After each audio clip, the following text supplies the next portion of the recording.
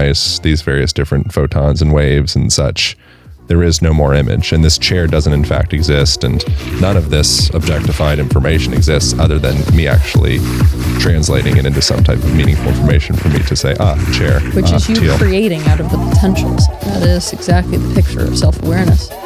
That is the process of source becoming aware of itself, exactly what you just described. Does this cause pain in some way?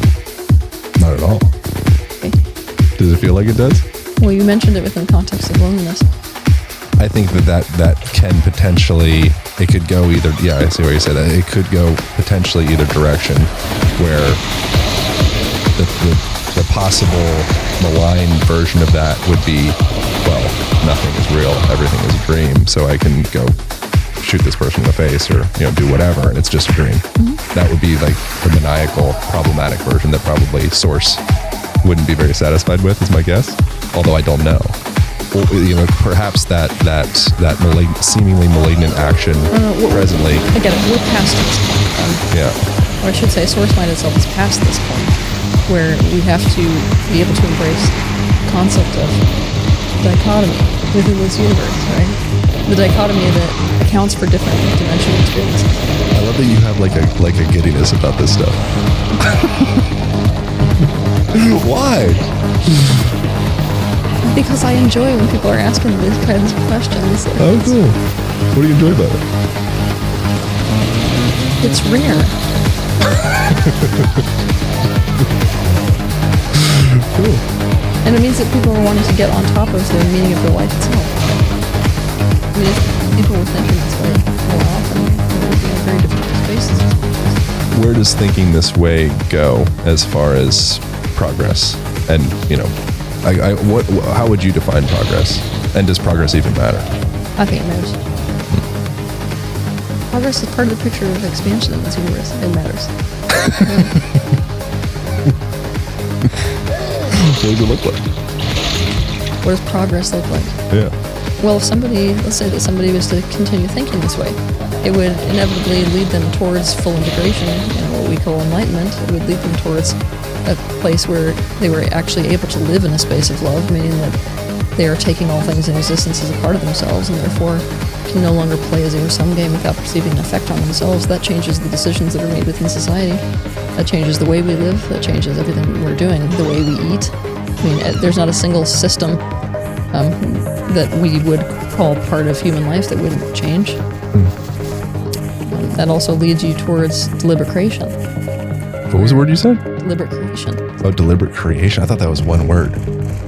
No. Deliberate creation is what I heard. It leads you towards deliberate creation, because if you are thinking this way, then all of a sudden your life becomes this very small yet very deliberate thing that you're engaged in, and it's like there's a recommitment to it. So, before coming into this life, the vast majority of beings were already in that space of understanding why it is that they picked this incarnation at this time in this way. We come into this life, and the vast majority of people forget that entire bigger picture, and so they get sucked into the minutia of day-to-day life, and therefore life is about doom scrolling Instagram or meeting up with your friends at that. I'm in Austin, so I have to say something like food truck. Yeah. What's the value of happiness? I feel like happy is like a cheap word, but I'm a fan of it. The value of happiness is that when you are following happiness or following what people call joy, you are literally on the path of your own expansion. That's the value. I mean, the value is it's basically pointing you in the direction of what it is you're wanting, pointing you in the direction of even your pre-birth intention. It's not really possible for you to live a truly fulfilling life, one that feels in alignment, unless you are, somehow walking in alignment with what you chose for the reason to come into this life. And happiness is your indication that you're on that path or not. So alignment is indicated by virtue of your degree of positive emotion in that experience. But positive emotion is a little bit of a shaky ground here, because there are feeling states that are in that positive range, which aren't necessarily what people would label as happy, that are in fact even higher vibration. Yeah. Importance is one of those for humans. Importance? Yeah. In the sense of what is important to you? When you pick what is important to you, right, you've got that sense of almost like it's a sense of importance. I Like mean, significance? I would define significance as something that's more related to this your self-concept. Yeah, like ego. What I am describing goes above and beyond self-concept. Like this is important. Yeah. Like this is actually important. Yes, when somebody decides that something is incredibly important, and really, it creates a kind of a conviction which goes so far and away beyond joy and beyond happiness that it doesn't really matter what you throw at that person. Yeah. They don't change course. Yeah. Yeah, it's like there's a quote from somebody that it's like those who pursue pleasure lack purpose. Or can lack purpose. I would probably modify it a little bit. Good, I'm glad you're modifying it. Yeah, you know, and that's because that would be a bummer if you receive pleasure, you lack purpose. I'm sure it's not exactly. It probably is more closer to like the may lack purpose. But that's something I notice in myself quite strongly. A feeling of if I don't feel in purpose, and I have a lot of questioning of purpose and value, and there's like a very strong ongoing sensation that I'm not living up to my potential. I think it's very common among men, especially women as well, in different ways. Now, men and women, it seems like they're becoming more homogenous. So a lot of those characteristics might be similar, homogenous in the sense of like values and desires and who they think they're supposed to be. What do you think about that? Do you think I'm misspeaking in relation to that? Like what is a man? What is a woman? I think polarity between men and women. struggle with this more than women do. I think both struggle with it, but men struggle with it more. Why? Because traditionally speaking, you know, purpose meant a lot more about a man's worth achieved in society. Yeah. What do you think? We were just cattle, remember? Who is? You say We were just cattle. people? Women. Oh, you're a tool. Yeah. You're like it's like property. Yep. That was the beginning of, you know, with marriage and farming and agriculture and whole like agrarian shift. Yeah. What do you think the world was like before agrarian age? Well, I'm not going to paint a rosy picture of it like a lot of people love to do. Yeah. Survival was very difficult. I mean, there's no way that we would have shifted out of it if it was working for us perfectly, especially as we moved into the more northern hemispheres and climates changed and things like that. Obviously, females in that type of society were definitely at the disadvantage, obviously. So. Yeah, they needed to be protected, perhaps. I wonder. Perhaps. I assume. No, hell yeah. Hell yes. Do women still need to be protected? Yep. You really want to go here? How dare you? What does that mean? Women need to be protected. I don't know what to do with that question because it seems so insane to me. I'm sorry. It's like the question has to come from a place where people don't recognize the danger that women are in. And that blows my mind. Like, I don't even know how to answer that. What's the danger that women are in? We've still got issues with rape. We've still got issues with, you know, so many societies across the world where women don't have any rights. We still live in a place where, you know, this holdover from the 1950s in terms of mentality around women has us at the disadvantage in many ways, especially emotionally with how we're treated here. This is still a man's world made for men by men. I mean, either society changes to be more conducive to us or we need masculine protection, period, the end. I agree with all of that. Why is suicide most common around middle-aged white guys? I don't feel like our society is one that really raises, you know, people to create a life that is perfectly in alignment with their values. And so if all you've done is basically externalize this entire process of going for a life that is worth something, then you end up almost chasing a carrot you never get, and that puts you into a crisis. On top of that, I feel like men are in a position where from a very young age, we don't work with their emotions, haven't yet. And so when they run into these difficult emotional spaces, they cope with it the way that they were taught to. And the problem is if an emotional state gets large enough, you must deal with it, but you don't deal with it, you run down the road of addiction, where you end up not being able to, you know, deal with it to such a degree that the isolation mixed with those painful emotions makes you just want to blow your own head off. Yeah, you become your compensatory patterns. There's a fancy term called male normative alexithymia, which just is a fancy way of describing what you're saying. It's like alexithymia is like the incapacity or inability to be able to communicate what's felt. And so this voice and our capacity for linguistics is like a translation tool in order to express. And I don't know, I think the opposite of expression might be depression. I've heard people say stuff like that. But if you feel expressed, it seems like, and you feel seen, and you feel heard, and you feel safe, Yes. and you feel held in those vulnerable parts within yourself, it seems like that's a path towards wholeness. And then that's the meaning of health. Health is like an old English word. Wholeness. What could men learn about women that they might not know? How unsafe women feel. This is always my answer. It's like they have to get this. And I'm honestly, I gotta call women out here. I'm so sick of this shit. Watching women in today's world know that it's not really acceptable to admit to this, but I'm somebody who's watching them. I can tell you when somebody's in fear, and they're in fear, and they're like, no, everything's fine. I'm like, oh, let me show you what fine feels like, and now let's go back and compare it to what you're actually feeling. But let's say the vast majority of women on this planet it's like a different species. Honestly, if I was going to compare the way that men feel in the world versus the way that women feel in the world. I agree. I actually pray for violence. I'm not saying that in like an arrogant way, but like if I'm like with my partner, I have fantasies of violence manifesting because that would give me purpose. Yeah, that's a very good point. It's different.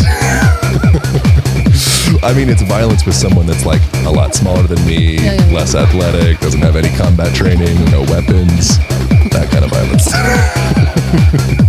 can see your sex life is probably really saucy. Why do you say that? Because that's where you just took us. Because of like the. You have a protection fantasy. Oh, for sure. Yeah. Protection fantasy. I'm about it. That was one of the greatest things. There was a person, I was living in LA, and someone came into my apartment, and it was just like a drug addict. It was in Santa Monica. It was like 15 blocks from the beach.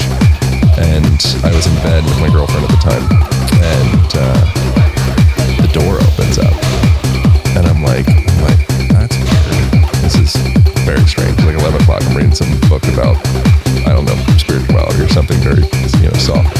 And I'm like, that's very strange. And so I hear like someone talking. And if you ever had an experience like this? Like a burglar coming into your house and experience like, oh my God, there is an unidentified. Yep. You've had this? Yeah. Really? Yes. It's not great. No, it's not great. Something came out. It actually felt like a very meaningful thing. It was like, it felt important. Like suddenly Aaron Alexander, like had significant value. Mm-hmm. Yeah. And that sensation of value and importance, which was exclusively to protect my girlfriend. It was one of the most gratifying feelings that I've actually ever experienced. And something, like came upon me that I just turned into like this insane warrior, gorilla, like ravenous. It was like a really amazing experience. And I was terrified. And I didn't have like a weapon at the time, so I like pulled the pull-up bar off of the doorway. And I just went completely apeshit crazy and just like ran out with the pull-up bar. And thankfully he didn't have a gun or any kind of weapons or anything. And he was just like confused, and he thought I was like Steve Jobs or something. And he was like, ran out of my house. But that feeling, the reason I'm sharing, wasting all this time sharing this stupid story, is because the feeling was actually very significant. Yeah. And that feeling made me feel alive. And that's something that I feel like very few people feel with regularity in today's world. Yeah, you're making sure that. Why is that? Because right now there's a huge, let's say, capitalization on the eradication of men. Sure. The benefit of control of the world. Capitalization on getting rid of guys. Yep. Why? Because then you can control the world. If you get rid of guys? Yeah. Why? Because there's nobody left to do anything about tyranny. Who's doing that? Reptiles? Mm-hmm. What do you think about reptile people? Well, those are the ones that I was just describing that Those are the people. have slated humanity for extinction. Are they some celebrities? What do you think the videos where you see like the eyes flipping? A lot of what you're seeing there with those images is actually the result of cult use. Tell me more. Is it okay? What do you think? What do you think talking about this stuff does? Do you think it makes you lose credibility? Yeah. That's my. I actually did not gauge people's readiness for a lot of the truth when I first came into this line of work. Why do you have this truth? I think that's the thing that many naysayers would like critique, and basically the things that I've heard around critique. Why do I have this? Yeah, I mean, I know several other people that I like value and respect that have a similar lens on this, but it's a pretty like narrow demographic of people that I know that share these perspectives. Well, I was raised in it. I know it because I was raised in it. You can consider me a defect. What do you mean you were raised in it? I was raised in this group everybody sort of points to within the world as the problem. And, you know, they're essentially people who want to create superhumans in every different field so they can completely control them, whether it's the pop music world, or whether it's the athletic world, or whether it's the religious world, whether it's the political sphere. I mean, it's not like these groups are just leaving it to chance who ends up where. Why? Like, that's my curiosity. Like what? Like, is it just like an illness of greed and power? Is it some other planetary thing? Is there some? There's like elements of interplanetary interaction that's playing into this, but no. If you want me to point at the real culprit, it's that human beings are so afraid and perceive themselves to be so separate that they enjoy the concept of being able to control everything that occurs. And there's no way to control everything that occurs until you make sure that you can. That means in every different demographic. Is that rooted in is there some root trauma with some influential family or group that took power many, many years ago, and it's being perpetuated throughout that bloodline that has been kind of like pulling the strings for a very long time? Is it something like that? What would that root trauma be, and what could an individual person learn from that to enhance their own lives, even if there's reptile people? Or is reptile people an actual thing? Yeah. Is that like other planetary stuff? Is that alien stuff? That's Zeta Reticuli. Yep, if you would like to know that. How do you call it? Zeta Reticuli. What is Zeta Reticuli? That's where they come from. Where is that? Well over 30 light years away from our Earth. Do you channel this information? No, I know it in the same way that I say, if I was, this is hard to explain. If I was to say, tell me what a sandwich is, and you're like, oh, it's really easy. It's a piece of bread, and what's in this piece of bread is this stuff. It's like that. It's just like, this is all the information I already had coming in. So is this like Akashic Records type thing? Yeah, I guess we could say that. How do you tap into this stuff, or is it too? That's the problem. The problem with asking me those kinds of questions is I never had to develop the capacity to bring this information in, so I have no idea how to tell somebody else how to do it. I'm like the worst person to go to for that. So many people are like, Teal, help me develop my psychic gifts. And I'm like, I literally just run away from me then, because I don't know. Like, this is not something I ever had to try. Yeah, I have a psychic. She's called Psychic Tony. That's what I refer to her as from my phone. She's Psychic Tony. She might listen to the podcast. She follows me on Instagram. I follow her too. We've become like friends, messenger regularly now. She blew my mind. That was like the beginning of talking to a psychic, and I was like, she knew everything. And she knew about my dog, Marty, my dachshund, when I was a little kid. She knew the names of all of my ancestors, things like very specific stories about things that would have no reference. There's no one that would know that except for my mom. Like there's no Google record. Like, you would have to talk to my mom or my grandma in order to get certain information that she had. She mentioned this bread roller thing that came from my great grandma, and it was gave to my grandma, and then was gave to my mom, and she's like talking about like, oh, like your great grandmother, whatever, she's exactly her name. She like made the bread. It was like a really important thing for her. It was like her pride. And she's like, yeah, your mother has the roller. And I'm like, okay, whatever. So I'm like writing it down. Then I call my mom. I'm like, do you have great grandma's bread roller in your thing? She's like, oh yeah, we've had that forever. This is very interesting. I'm not saying any of this in any kind of way of like, distrust or whatever. I'm saying this really truly from a very open, like I'm open to all sorts of different stuff. And I think I can see that. Yeah. And that was an example of something for me where it's like, all right, there's something going on. There's some kind of maybe morphic resonance, to use like Rupert Sheldrake talk or Akashic Records stuff, to use, there's different languages for these things.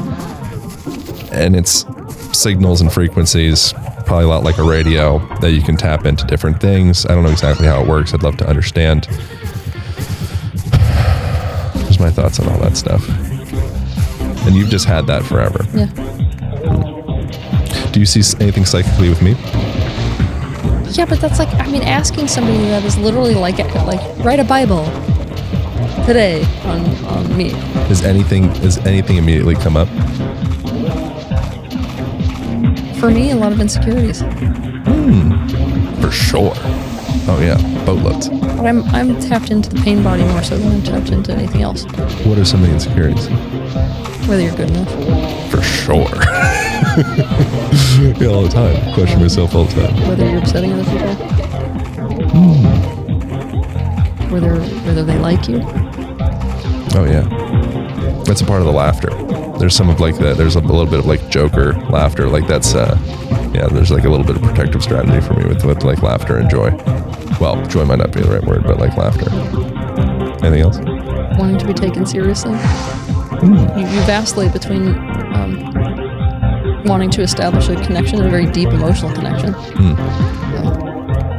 and fearing that if you do that, people are going to almost discount you. You think so? Yeah. Discount me? Why? Because it pulls you into the land of vulnerability. You're afraid to meet people, even though you do. I see very similar things with you.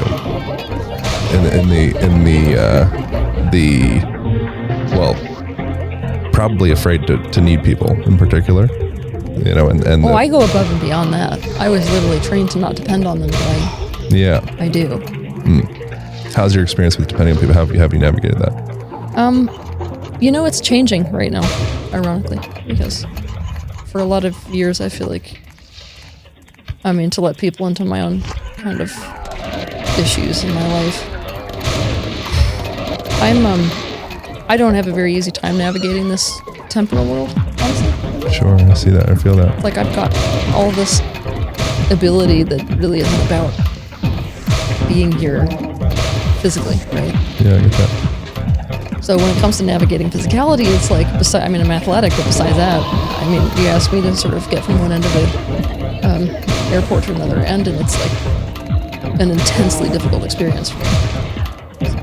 Practicalities of like looking at a cell phone, finding my way, from one place to another. I would never do those things. So I have a very, very high level of dependence on the people in my life, and very recently, actually, I've decided that I'm sick of essentially trying to develop the opposite. I'm sick of it. What's the opposite? Protection? No, like trying to develop. I've been trying for a lot of time to almost like develop the capacity to build this muscle, and it's not been going well. It's been going really badly, right? And I'm like sick of it. I realized that I've been fighting myself on it, and I'm actually wanting to embrace a more conscious form of dependency on the people in my life. Yeah, it's beautiful. I think it's going to enable me to go to the next level that I want to go to in my life relative to my career and also in personal relationships. Yeah, it's vulnerability. Yeah. Yeah, and it gives particularly like the masculine, purpose and value importance. I think that's like one of the highest values or sensations of feeling important for a guy, just to be able to protect a woman, which that could mean a lot of different things, but like cross your support fingers, a woman. But women like me don't really attract those types of men. Why? Because my public image is the goddess, queen, divine. Most of the men that are attracted to that are men that want mom. But meeting you, I don't really get that from you. That's just because you actually pay attention. It would really surprise you how many people meet me and it doesn't matter what I say. I could literally look at them in the face and be like, no, you don't understand this. Like, I don't do good by myself. That means that if you have your own life separate from me, like, it's not going to work. I can't do it. And they're like, I hear that you're really, really good at spending time alone. Because that's how I want to see you. Do you experience codependence? I experience codependence. Me, myself? Yeah, I've shifted from like very strong avoidance to now much more to use like, whatever, like attachment styles, whatever, words, but much more of like anxious type attachment style. I have an anxious attachment, but I don't think anybody would ever call me codependent. I'm too mouthy. How does the anxious show up for you? I do not tolerate space from a partner. At all. Like, wow. At all. What's that like? I love it. I love it when it goes good. What does that mean, not tolerating space from a partner? I don't, in my partnerships, I have no interest whatsoever in living separate lives, which is very... you want to be like a unit. Yeah, like an unconventional unit. What does that look like? I can be with a partner all day, every day. Yeah. I've shifted to being more like that in the last race. My feeling is if I was with somebody like that, then I would become more avoidant. Yeah, that tends to happen. I think there's a balance point within that. What do you think it is about you that desires that? Like, what does that fulfill within you? I was desperately alone when I was younger. The pendulum's kind of... Yeah. I mean, like, desperately alone. And like, I'm somebody who experienced so much of that there's nothing empowering in doing it. Like, you can sit in a corner and I can be there by myself forever and ever and ever and ever. And just feel like this incredible... Like, yeah, I can be with myself. What's the problem? Yeah. But I did not come here for this experience. I don't want to be in this anymore. I'm super social, like typical Gemini. I want to be with people all the time. I tend to like hold on to my group of people and want to go everywhere with them and do everything with them. They're gone for a day and I'm like... That's so beautiful. That's so beautiful you share that. That's like I think that those are the things that are people don't see. At least in the bit of stuff. I didn't really know much about your work or anything before I found out we were doing the podcast, and so then I went from not really knowing much to like listening to tons of interviews and reading and watching all the things and gathering, and that was something that I never would have detected this portion, and it's like really genuinely very beautiful, and like see your eyes in this way and see like your personality and all of that stuff come out. That vulnerability I think is like probably, it seems like it's like the next stage as far as like teaching and sharing, like through being. Don't allow me to project anything on you, but I feel like that's like significantly, it's very powerful is my experience of that. Yeah, I'm glad you think that. The spiritual field is pretty littered right now with individuals who have been so damaged by enmeshment that they are looking for hyper independence. Well, the pendulum swings around. I think women kind of culturally, because we're all part of this broader zeitgeist of sorts that's influencing our thoughts and feelings that we might think are ours. And what percentage of thoughts? Maybe percentage is not the right word. Are thoughts and feelings ours? Yes and no. We're both. These are thoughts and feelings. These that exist in the universe already, and also projected. Yeah, thoughts are weird.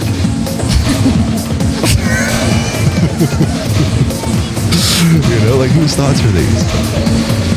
And so within like the cultural soup that we all exist in, and the soup that women exist in particular, I think that the pendulum swinging to the other side of I don't need no man's hyper independence, I'll do all of the things. That has to be, there's the pendulum will swing the other direction as well. And then it'll probably swing back to another place and eventually hopefully find some type of balance within that. Most women are realizing that they're now expected to do and be everything. Yeah, but what you're representing in this, I think, is actually really beautiful and very actually like medicinal. To be like, no, it's actually okay to need. It's okay to be vulnerable with the fact that I can't do fucking everything. Or maybe I can, but like I just don't want to. The challenge is to not project myself onto the rest of the world. So like, I have to be able to perceive where the majority of women are while it's being aware that if this is where the majority of women are, and essentially need to move to it or to become healthy, mind-specific needs that are generated from my temporal life experience put me all the way on the other side of the scale. It's very abnormal. But it's still a representation that's Healing, yes. That's healing. I agree. You know, and when everything is just normal, there's not a lot to extract from that. Yeah, it's a very different narrative, I can tell you that, from what the majority of people are saying. I think that's shifting. I hope so. It feels that way. What do you think men need? I guess we already talked about it a little bit. Importance, feeling respected, perhaps. Men need a place, Yeah. and they need to feel received and valued in that place. It's really very, very simple that way. Men are actually much more simple. Much more simple. I like the sensation. Like I say a lot, like I'm a big dumb gorilla. But I'm very sensitive.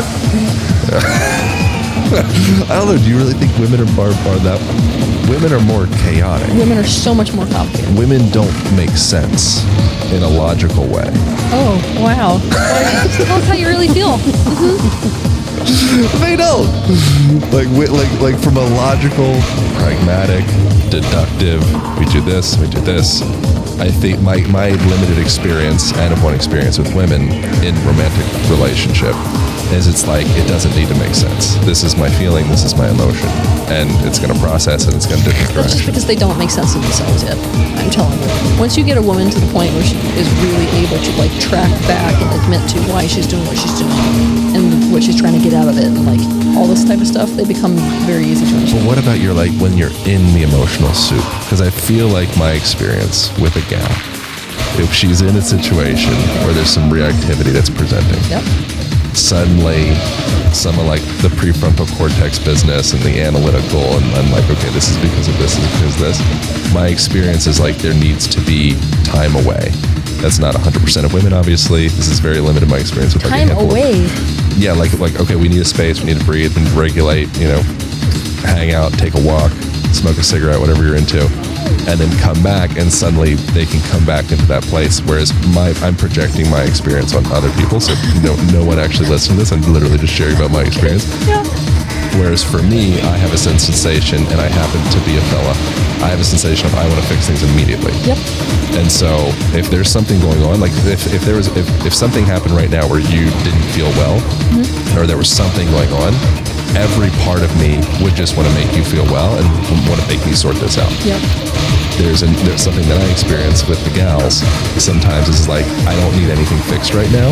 I just need to like breathe. I just need to be. I just need like space, and I need acceptance, and I need listening, and that's it. Yeah, most women want presence with their emotions without a man trying to immediately fix her out of the situation because it's perceived as almost a resistance to the emotion itself.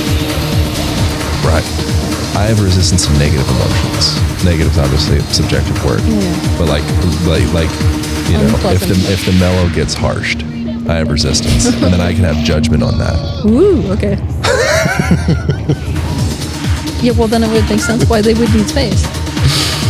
But it's actually because I quite get rare you. that a woman wants the space. Usually it's the opposite. Usually a woman is needing presence for her emotions. She's wanting you to step in and like help her sort through the emotions, and you know, not just be like, all right, how do we fix this? Like, do you want a pretzel? Yeah. Do you want a huggy? Do you want to just? So you do a huggy? Yeah.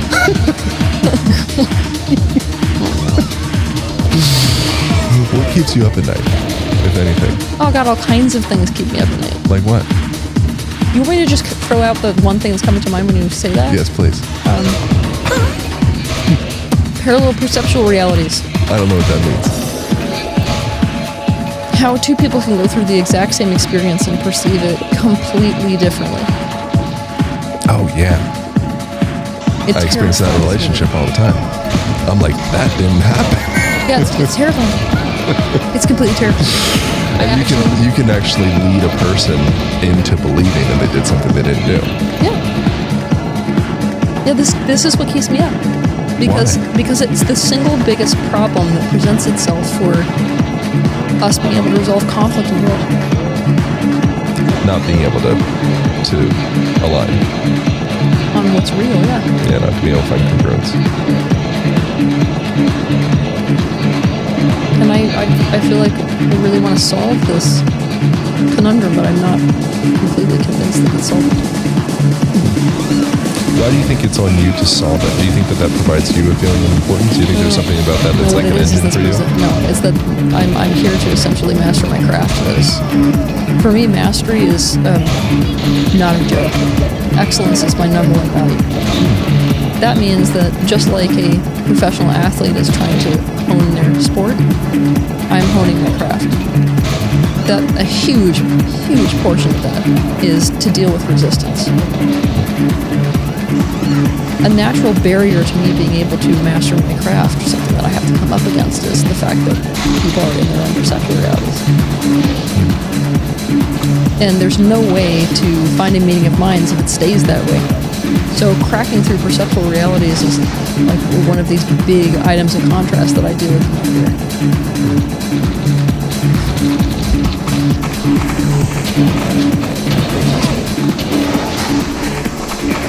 Why do you think excellence is so important for you? Is there any part of it? I love it. I just like, honestly, this has always motivated me. My whole life, ever since I can remember, I've always been completely motivated by excellence, regardless of whether it's like going to a restaurant and then serving completely exemplary food, or like, you know, watching somebody do a performance where you're just like, that was insane. You know? Right. I love it. It moves me. There's nothing else that moves through my body in the same way that excellence does. And that feeling of like having to like really focus myself to sort of push the bar higher, and then, you know, adjust in some way to like push it even higher. I love that feeling. It's like part of why I feel like I was in professional sports for a while, and like it's just sort of applying it to a different field. But I'm this way with everything, like everything. Do you think there's any part of that? I mean, the obvious question that would be true with many people would be, there's any part of like a conditionality of love within that, of if you're excellent, then you will garner love. Yeah, it doesn't, as you're explaining, it doesn't seem like that's a thing so much for you. It's a very common thing with people in general. No, because my parents were not attached to excellence. Quite the opposite. In fact, a lot of my frustration in childhood was that, you know, I could pull like a triple backflip at the same time other kids were just doing basic cartwheels, and the reaction was the same. I did not grow up with a family that valued that. They valued other traits I did not possess. So, you know, I was sort of alone in that constant fixation of rage to mastery. What do you think of Stockholm Syndrome? Yeah, I'm encountering it in my career all the time. What about it? You experienced Yes, I did. that, like in a very real way, growing up. You had a character. That age, what, 13 or so? Was 14? No, it started at age 6 and actually lasted all the way through 19. And it was like a mentor? Yeah. I'm really sorry that happened. That's a lot. Yep. What did you... How's it been processing that? Now it's okay. I mean, years ago it was really, really difficult, because when you really, truly fall into that category of what somebody would label as Stockholm Syndrome, it's like, in order to break free from that, there has to be a complete narrative shift away from, you know, all these things I've done because this person loves me, to actually maybe all these things where that was the excuse, or that was how I framed it, was not actually what was happening. Yeah. And that's when like the horror of what happened settles in your body. So it's like you can go through the experience and survive it, because that's not the story that you're telling yourself. You know, like for example, you know, let's think about something that makes sense. Okay, so let's say that, you know, when I was younger, what I used to do was to chase me through the woods, either on foot or on a mule. And the way it was framed through the lens of Stockholm Syndrome is that he's teaching me to become better. Right. His whole thing was like obsessed with teaching me survival skills. So, you know, he's helping me to survive from some other threat. Became, oh, you know, now I'm 21, 22, I'm in therapy. Maybe this is just a man who's psychopathic, who's like loving chasing little girls through the woods. That's when you wake up to the how much danger you were actually in. It's like, oh, like that process of resensitization is hell on earth. I wouldn't wish it on anyone. Yeah. Yeah. It's amazing how adaptive we are. Yeah. And then it becomes, maybe we're like, we can think we're a little too adaptive. Maybe we're not as adaptive as we think we are. Like we need to, like you can't, like there's no free lunch. Like I think a person has to, you're going to have to come back to it. You don't have to do anything. You're going to have to the processing. Yes. And it could just probably naturally process through just life and things like that. Or I don't know, in something as dramatic as that, there would have to be. Yeah, I mean, with something as dramatic as there has to be. I mean, whereas most people have to do some of the work and then like go through life and it naturally becomes some resolution. This is what you are going to do over and over and over again, or you can't function. Yeah. It makes you non-functional. Yeah. What are some of the tools that people can engage in? I mentioned it before. I just did combo like 4 days ago. Did you like You it? sounded kind of surprised. I told you, god dang hour and a half. That's because I stopped at combo because of how you found out that I did combo. You said that and I was like, okay, I went down a road. So I did combo like 4 days ago or so. It was very nice.